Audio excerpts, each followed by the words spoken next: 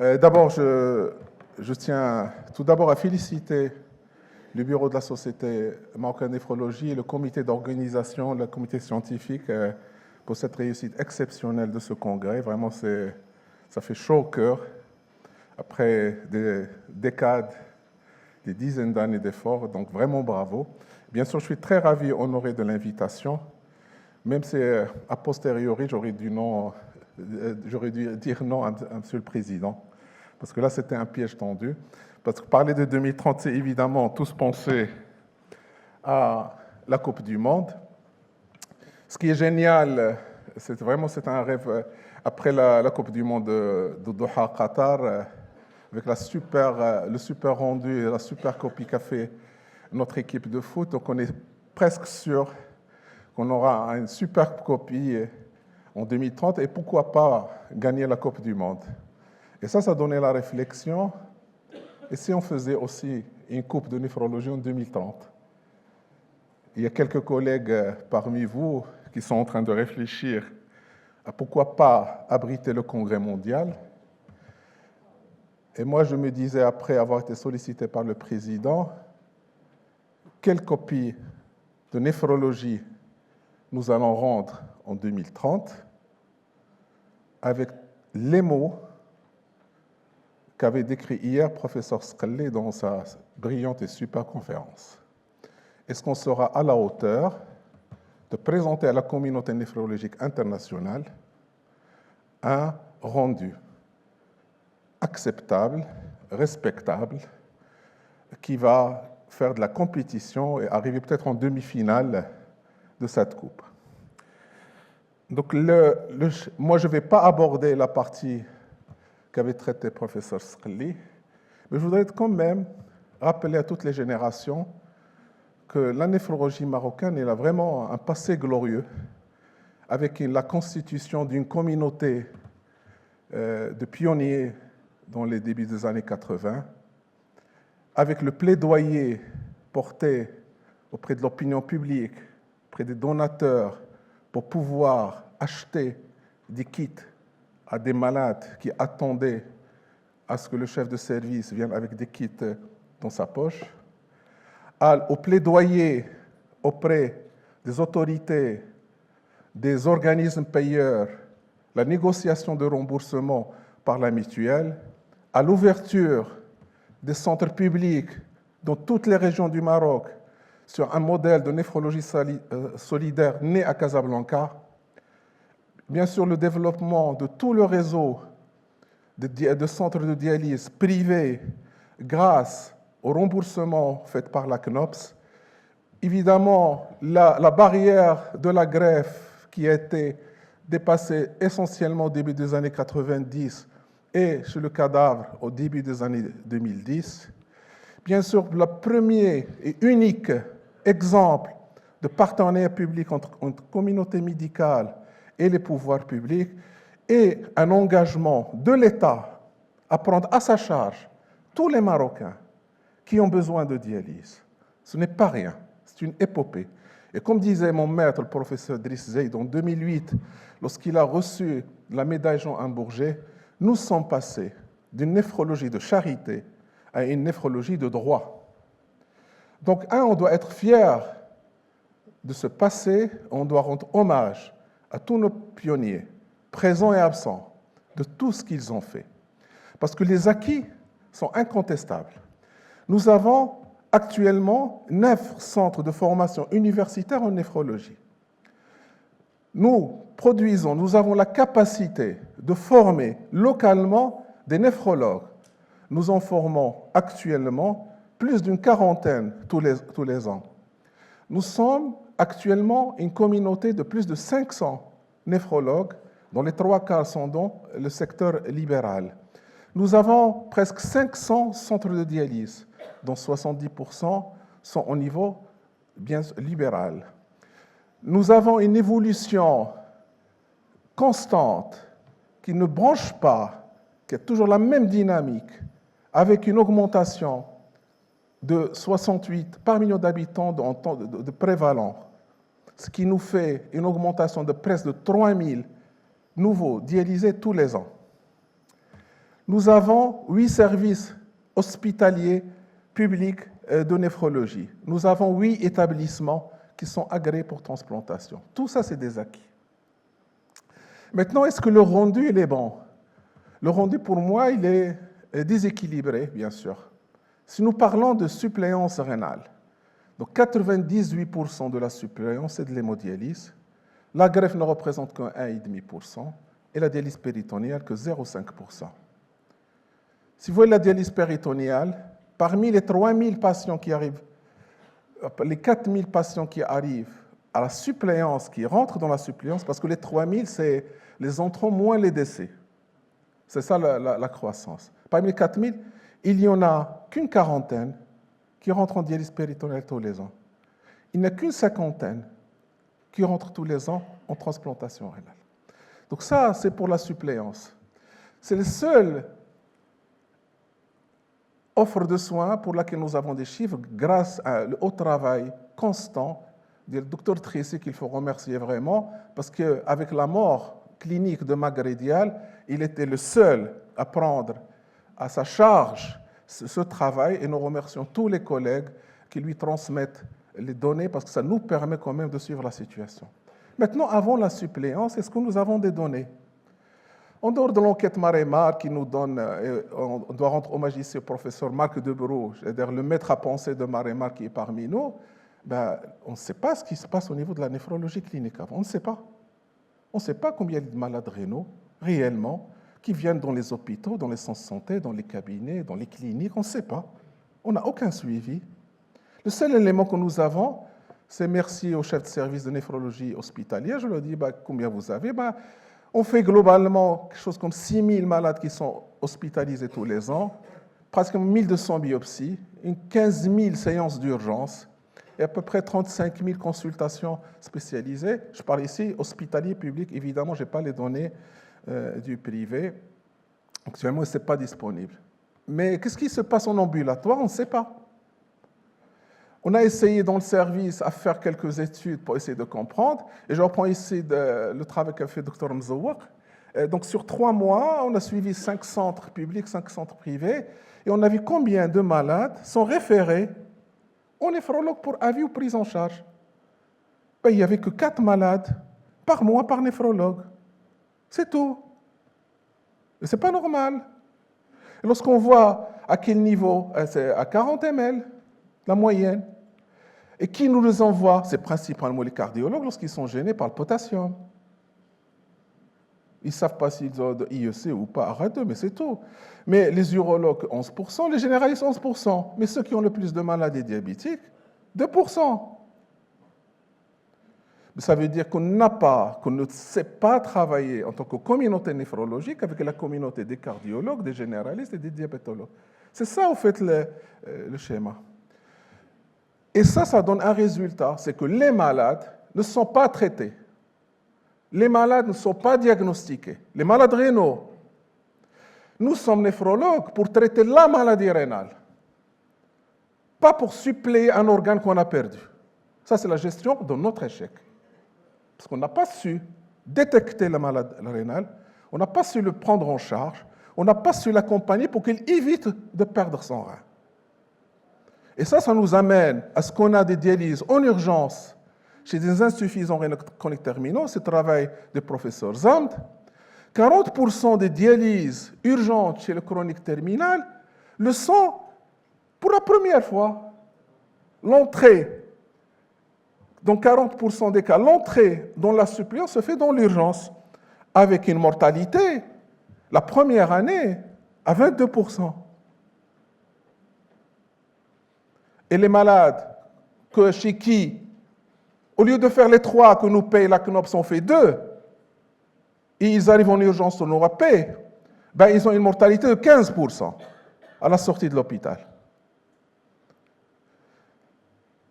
Alors ça, c'est le premier point au niveau de vraiment de la prise en charge. Maintenant, le secteur public. C'est un secteur public en questionnement.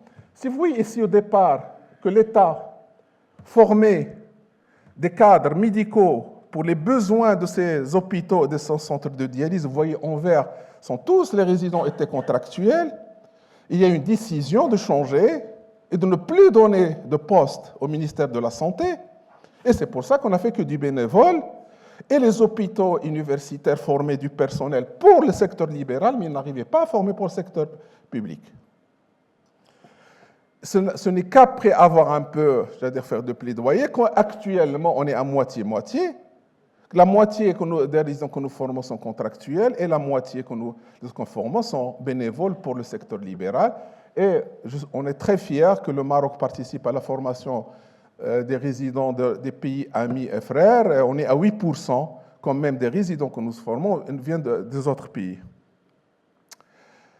L'autre mal qui touche le secteur public, c'est qu'il est devenu normal de quitter le service public vers le secteur libéral. La durée de vie d'un médecin de santé publique dans le secteur est de 5 années. Après 5 ans, il quitte. Donc ça, c'est le deuxième mal. L'autre chose qui est un acquis sociétal extraordinaire, qui est l'élargissement de la couverture médicale à l'ensemble de la population, qui a donné un droit aux patients, c'est celui de choisir son médecin. Et c'est la bascule Ramed Amo, d'accord, où l'État paye les cotisations pour les gens qui étaient ramédistes, et bien sûr, les patients avaient la liberté de choisir entre le public et le privé. Qu'est-ce qui s'est passé dans les centres de dialyse?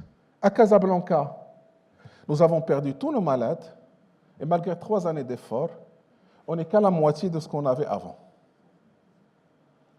Je ne veux pas parler ici des pratiques, je pense que le professeur Sqali en a parlé hier. C'est la même chose dans la région de Sousse. Et au niveau national, 3500 malades sont partis du public vers le privé.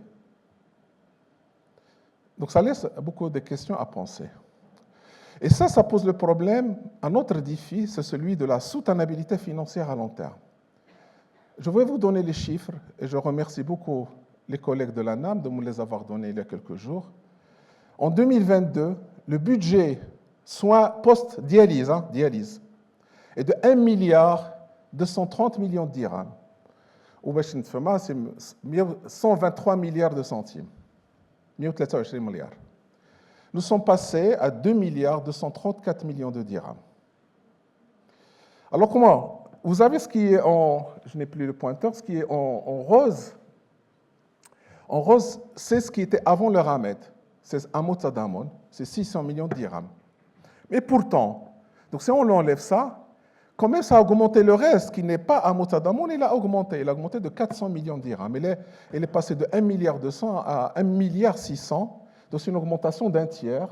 Et donc là, on voit qu'il y a l'apparition envers des travailleurs non salariés et l'augmentation de la part de la CNSS parmi les salariés, parce que les sociétés commencent maintenant à plus déclarer. Donc la CNSS ou l'AMO dépense actuellement 2 milliards 235 millions de dirhams, ça faisait partie de la science-fiction pour nous à un certain moment. Donc la répartition est comme suit. Le premier payeur, c'est la CNSS avec 41%, suivi par 27% Amot Tadamon et 21% c'est la CNOPS. Faisons attention que la dialyse est actuellement le 4e poste de dépenses de l'assurance maladie, toutes dépenses confondues. Vous avez d'abord les médicaments, c'est 33%, les hospitalisations, 19%, la radiologie, la biologie médicale, 10%, et la dialyse, 9%.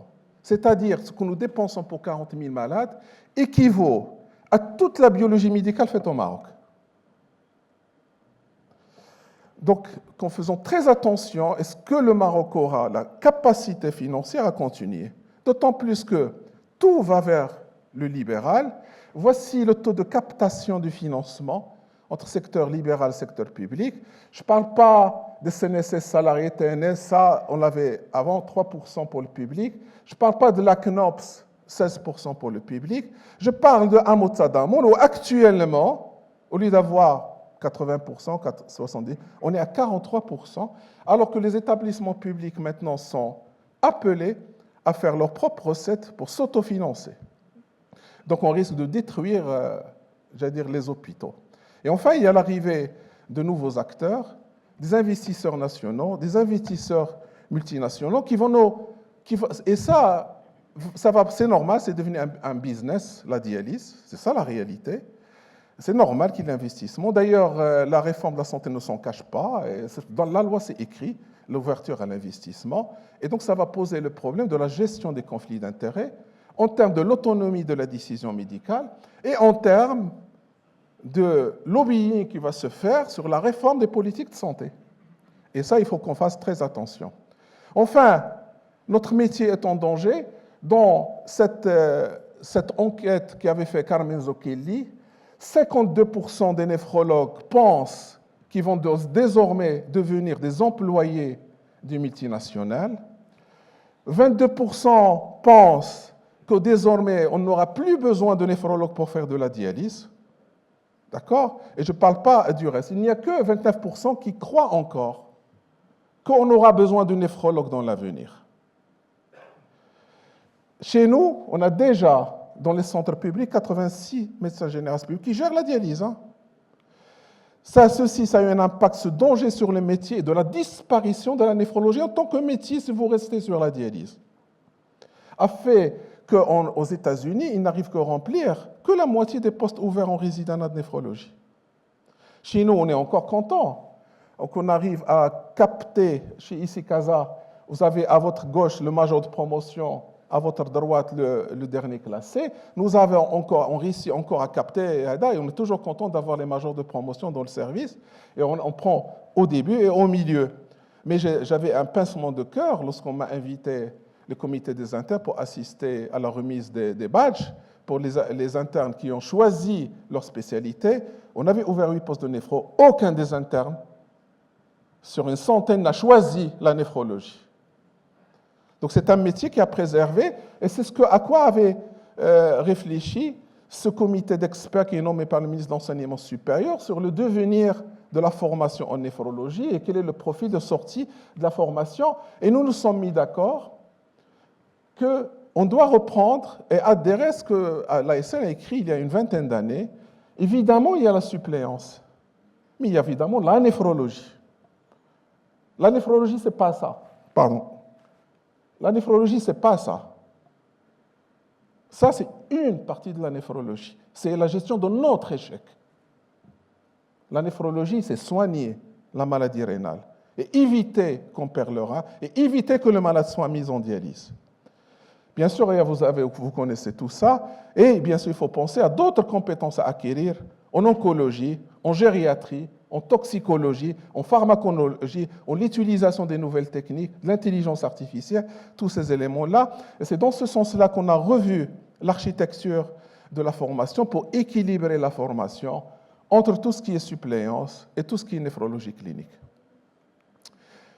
Et c'est pour ça, dans la nouvelle loi sur la réforme de la santé, les établissements de santé publics et de formation publique et privée sont appelés à faire la formation initiale, etc.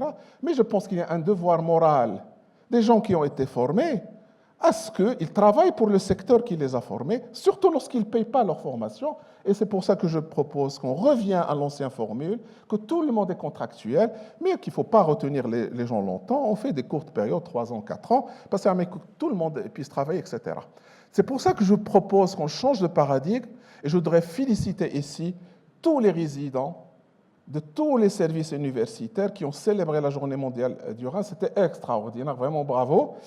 Parce que ce que nous souhaitons, c'est que les néphrologues préservent la santé rénale des patients normaux, enfin des gens qui ne sont pas malades, ou des gens qui ont des maladies à risque, mais qui n'ont pas d'atteinte rénale. Il faut qu'on participe à préserver la santé rénale. Il faut qu'on arrive à soigner, à guérir la maladie rénale. Et j'allais presque dire, au lieu de remplacer un rein perdu. Il faut que nous changeons notre manière de penser. Et ça, sur quoi c'est attelé, et vous reconnaissez les visages sur cette photo, le comité qui était invité par le ministère de la Santé lorsqu'il y avait le professeur Anas Doukali, pour réfléchir sur le programme national à faire pour la maladie rénale. Et on a dit, nous, ça rejoint ce que je viens de dire, ça c'était en 2018, favoriser la préservation du capital santé rénale, soulever les obstacles d'accès aux soins, favoriser l'autonomie et l'insertion socio-professionnelle et préserver la viabilité du système de financement. Si on perd ça de notre tableau de bord, on va aller vers le mur. Et donc, c'est ça, on a pris, il faut qu'on précise les populations qu'on veut cibler, la population saine à risque, la population malade rénale chronique, la population sous suppléance. Il faut qu'on agisse sur les programmes diabète HTA. Je vous rappelle, un diabétique sur deux au Maroc, c'est ce qu'a démontré Maremar, un diabétique sur deux au Maroc ne sait pas qu'il est diabétique. 2 hypertendus sur 3 au Maroc ne savent pas qu'ils sont hypertendus. Donc il y a beaucoup de travail à faire. Il faut qu'on sache mieux dépister, guérir les maladies. Et donc, comme disait le professeur Sqelli, il faut qu'on augmente notre capacité diagnostique, que ce soit en imagerie, en biologie, en génétique, etc., pour qu'on puisse mieux comprendre les maladies et les traiter. Il faut qu'on prenne mieux en charge les patients qui sont en suppléance. Et évidemment, il faut qu'on prépare la suppléance. Et on est très content, que le ministre actuel ait sorti cette circulaire qui était une revendication néphrologique. C'est l'instauration officielle de l'instauration de la procédure d'information qui va nous obliger à annoncer l'inéluctabilité de la suppléance, à donner une information pré-suppléance, pour permettre au malade de choisir ce qui lui convient. Pas de le laisser à la dernière minute et lui dire il faut tout de suite poser un cathéter, etc. Non. Pour qu'il prenne sa décision, ce qui lui convient à lui, et puis on va programmer, que ce soit greffe, que ce soit dialyse péritonéale, que ce soit bilan pré-greffe ou traitement conservateur, puisque maintenant on peut l'aborder, pour ensuite la suppléance rénale. Ça, c'est pour la planification.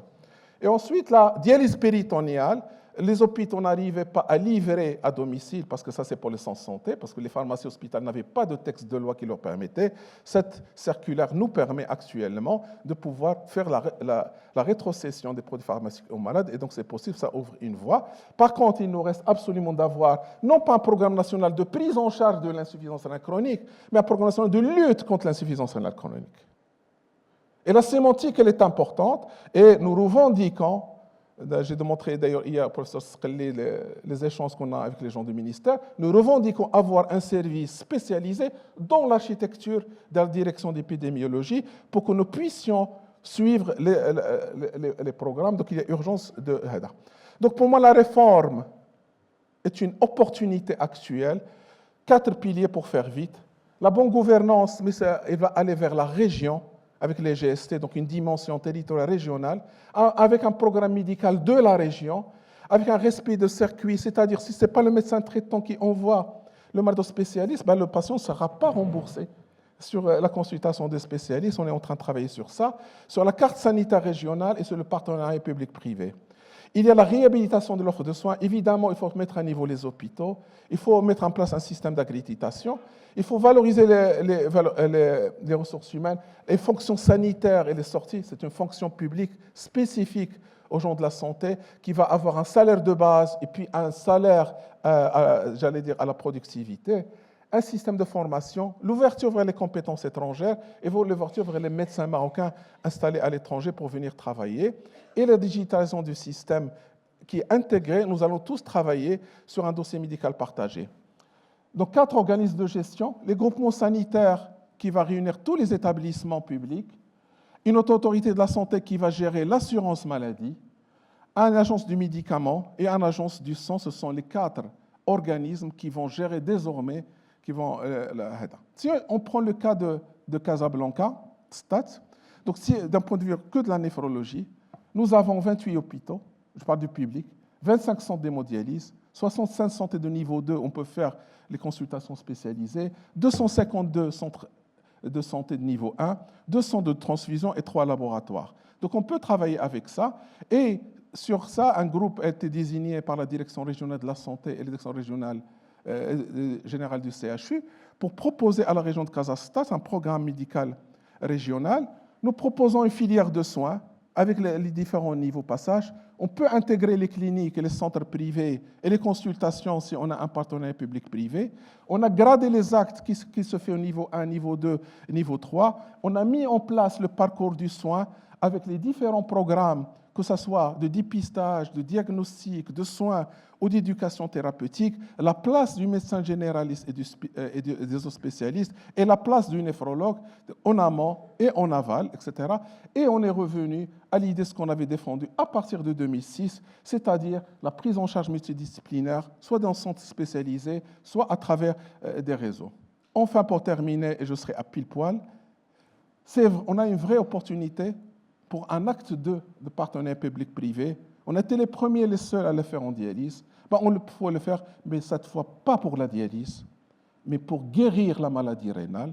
Et je vous remercie de votre attention. Et mon sentiment, c'est que la nouvelle génération, elle est prête à assumer ce défi-là. Et donc, un renouveau est possible. Et nous serons peut-être, si on a un congrès mondial, prêts à présenter une jolie copie à ça. Et je remercie tous les collègues, évidemment, tous les chefs que vous avez vus. Il y a énormément de personnes qui ont participé. Et c'est une occasion pour les remercier.